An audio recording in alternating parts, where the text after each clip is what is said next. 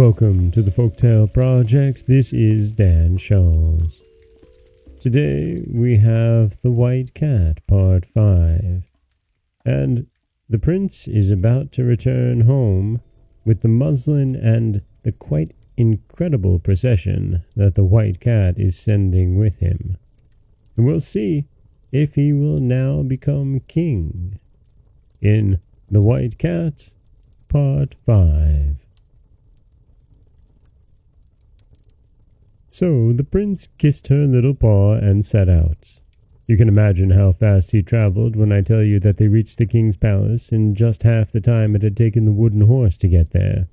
This time, the prince was so late that he did not try to meet his brothers at their castle, so they thought he could not be coming, and were rather glad of it, and displayed their pieces of muslin to the king proudly, feeling sure of success.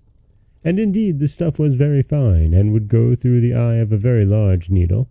But the king, who was only too glad to make a difficulty, sent for a particular needle, which was kept among the crown jewels, and had such a small eye that everybody saw at once it was impossible that the muslin should pass through it. The princes were angry, and were beginning to complain that it was a trick, when suddenly the trumpet sounded and the youngest prince came in. His father and brothers were quite astonished at his magnificence, and after he greeted them, he took the walnut from his pocket and opened it, fully expecting to find the piece of muslin. But instead, there was only a hazelnut. He cracked it, and there lay a cherry stone.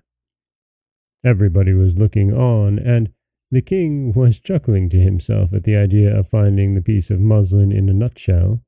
However, the prince cracked the cherry stone, but everyone laughed when he saw it contained only its own kernel.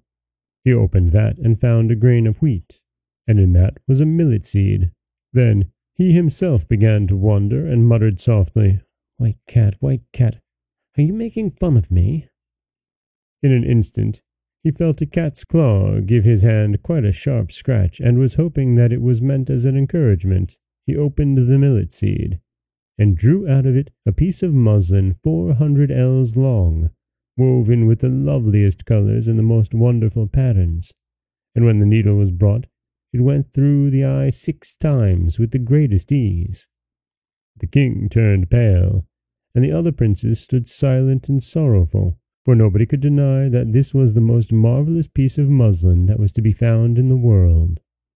Presently, the king turned to his sons and said, with a deep sigh, "Nothing could console me more in my old age than to realize your willingness to gratify my wishes. Go then once more, and whoever at the end of a year can bring back the loveliest princess shall be married to her, and shall, without further delay, receive the crown, for my successor must certainly be married." The prince considered that he had earned the kingdom fairly twice over, but still he was too well bred to argue about it. So he just went back to his gorgeous chariot, and surrounded by his escort returned to the White Cat faster than he had come. This time she was expecting him. The path was strewn with flowers, and 1,000 braziers were burning scented woods which perfumed the air. Seated in a gallery from which she could see his arrival, the White Cat waited for him. "Well, king's son," she said, "here you are once more without a crown." "Madam," said he, "thanks to your generosity I have earned one twice over, but the fact is that my father is so loath to part with it that it would be no pleasure to me to take it." "Never mind," she answered. "It's just as well to try and deserve it. As you must take back a lovely princess with you next time, I will be on the lookout for one for you. In the meantime, let us enjoy ourselves. Tonight I have ordered a battle between my cats and the river cats on purpose to amuse you." So this year slipped away even more pleasantly than the preceding ones. Sometimes the prince could not help asking the White Cat how it was that she could talk. "Perhaps you are a fairy," he said, "or some enchanter changed you into a cat." But she only gave him answers that told him nothing. Days go by so quickly when one is very happy that it is certain the prince would never have thought of its being time to go back, when one evening, as they sat together, the White Cat said to him that if he wanted to take a lovely princess home with him the next day, she must be prepared to do as she told him. "Take this sword," she said, "and cut off my head." "Aye," cried the prince. "I cut off your head? Blanchette, darling, how could I do it?"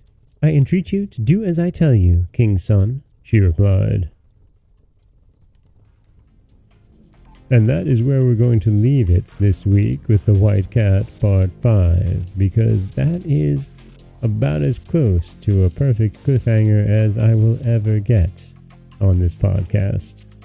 And let's not all forget the fact that it is a little strange that the prince has fallen in love with a cat, even if she is one who talks and is convinced that an enchanter has transformed this creature into a cat.